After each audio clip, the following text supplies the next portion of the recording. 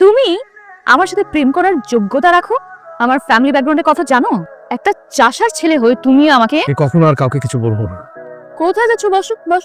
কিছু না খেয়ে যাবে? আচ্ছা, আপনি বারবার আমাকে ফোন করেন না।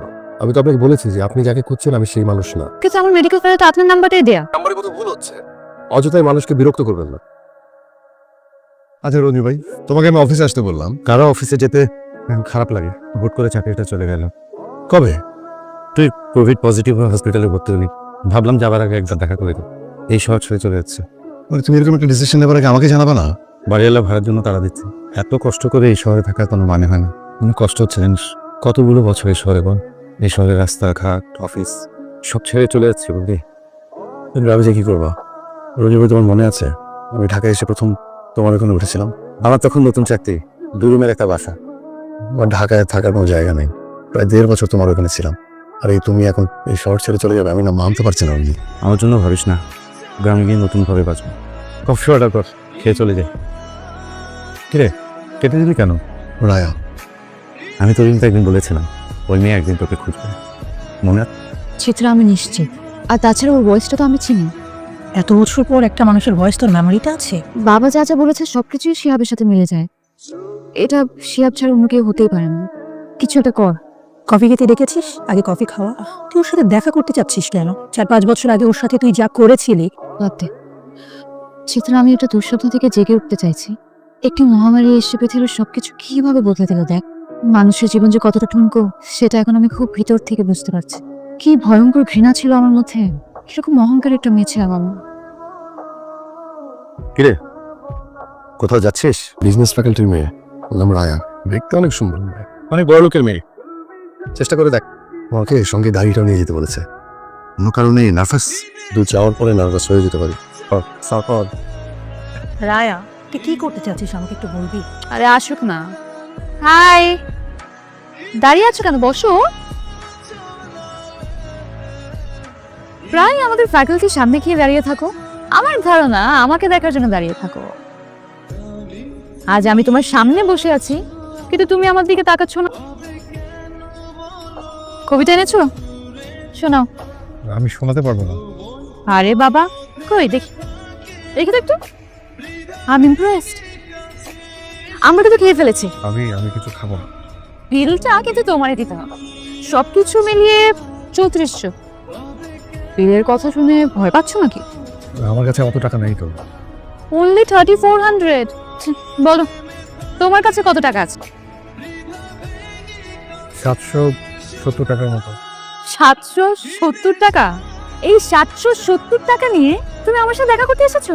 আদৌ 770 আছে নাকি তারও কম? দেখাও। এত নোংরা কেন ওর টাকা? আমাকে নিয়ে তোমরা মজা করছো? আমরা মজা করছি? আর তুমি কি করেছো? তুমি অনুরূপকে বলেছো তুমি নাকি আমাকে ভালোবাসো। এই বলেছি। এখন তোমার মনে হচ্ছে তুমি আমার সাথে প্রেম করার যোগ্যতা রাখো? আমার ফ্যামিলি ব্যাকগ্রাউন্ডের কথা জানো? কি জানি? জেনে শুনে 770 টাকা নিয়ে স্বপ্নটা একটু বড় হয়ে যায়নি? আমি প্রেম করতে চাইনি, আমি শুধু বলেছি ভালোবাসি। Alright, I am sorry. এই ব্লেজারটা আগে তো কখনো দেখিনি। তোমার নাকি? জানতাম। পুরো ইউনিভার্সিটিতে বলে বেড়াচ্ছ তুমি আমাকে ভালোবাসো। একই ইউনিভার্সিটিতে পড়লে সবাই সমান হয়ে যায়? কি করে তোমার বাবা? শুনেছি কৃষি কাজ করে, তাও নাকি অন্যের জমিতে। একটা চাষার ছেলে হয়ে তুমি আমাকে কখনো আর কাউকে কিছু বলবো না। কোথায় যাচ্ছ? বসো বস। কিছু না খেয়ে যাবে? মেয়েদের মতো কাঁদছো কেন তুমি? কি খাবে বলো? আচ্ছা, এই যে এত এত কবিতা লিখেছো আমার জন্য, তুমি এগুলোই খাও। একটু বাড়াবাড়ি হয়ে যাচ্ছে। খাও, খা। আরো খাবে? খাও, খাও। কে শিহাব? সেই কখন থেকে জানালার কাছে দাঁড়িয়ে আছিস?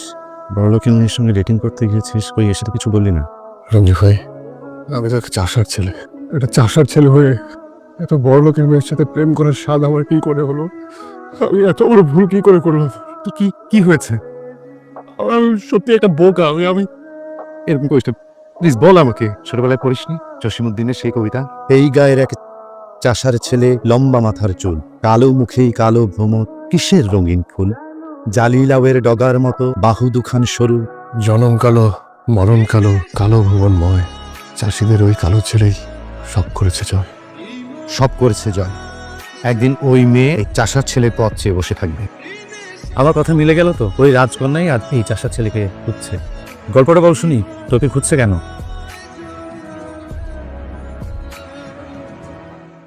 ঝিমলি, সামনের মাসে করোনা রোগী আমার শিহাব হাসপাতালে আছে। কথায় কথায় কানবে না তো মা, দেখো ভাইয়াও বাসায় ফিরে আসবে। কতদিন শিহাবকে দেখি না। আপনি তো বাড়ি যাওয়ার কথা। বাহ, সব কিছু ঠিকঠাক আছে, কোনো সমস্যা নেই। খুব সতর্ক থাকতে হবে। এই ভাইয়া, তুই কেউ আশ্রমে?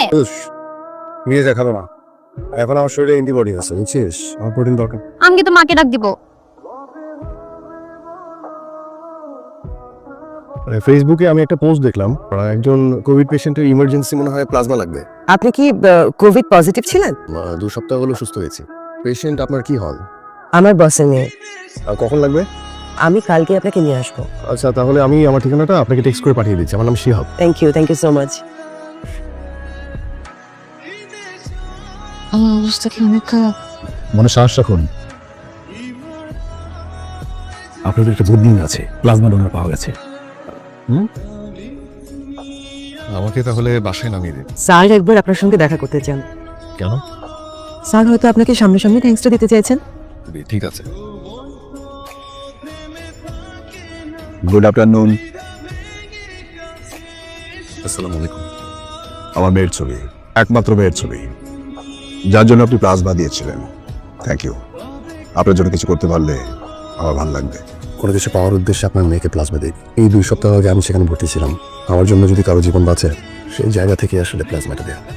তবু আমি যদি তোমার জন্য কিছু, সরি, তোমাকে তুমি করে বলতে পারি? নিশ্চয়ই পারেন।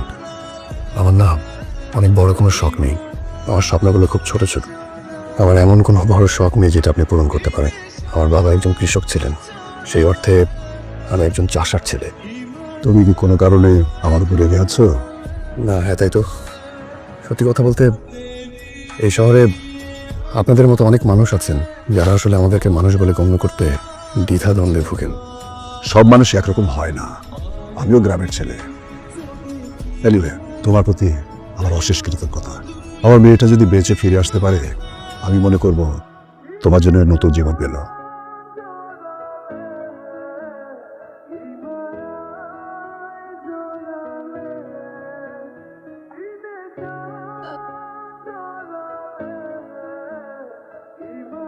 শিয়া বলছেন?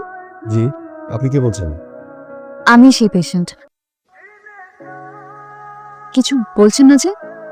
কোথাও কোনো ভুল হচ্ছে। তো আমি আপনার সাথে দেখা করতে চাই। আপনি যে মানুষটাকে খুঁজছেন সেই মানুষটা না, রং নাম্বার।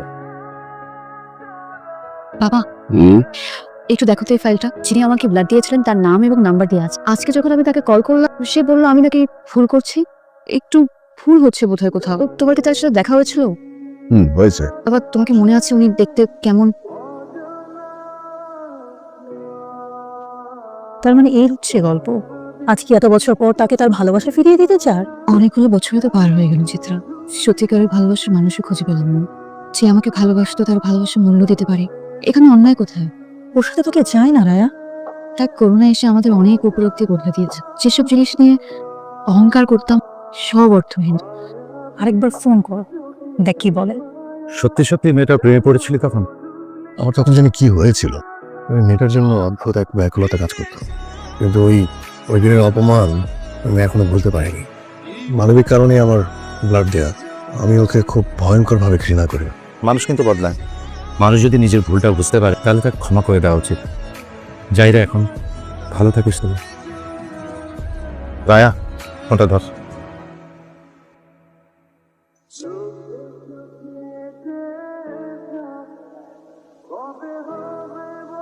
কেমন আছো শিয়া? আমাকে চিনতে পারছো তো? চিনতে পারবো না কেন? ব্লাড দেওয়ার সময় জানতে না যে আমি পেশেন্ট? না, জানতাম না। পরে তোমার বাবার সঙ্গে দেখা করতে যেয়ে তোমার ছবি দেখেছি। জানলে ব্লাড দিতে না? আমি অতটা অমানুষ না। জীবন বাঁচাতে গিয়ে শত্রু মিত্র কেন ভাববো? আমি তো মানুষ। অবশ্য তোমার চোখে হয়তো এখনো সামান্য চাষার ছেলে। Shihab, I am sorry. আমি জানতাম এতটুকু বলার জন্য এসেছো। এরপরে যেটা বলবার সেটাও জানি। আমাকে কি এখনো আগের মতোই ঘৃণা করো? আমি যে নতুন একটা স্বপ্ন দেখছি, আর আমার এই স্বপ্নটা কিছু তুমি পূরণ করতে পারবে। আমাকে নেবে তোমার সঙ্গে, সে জীবনটা আমি তোমার সাথে কাটাতে চাই। আগেও সিনক্রেট করেছ, আজকেও সিনক্রেটই করছো।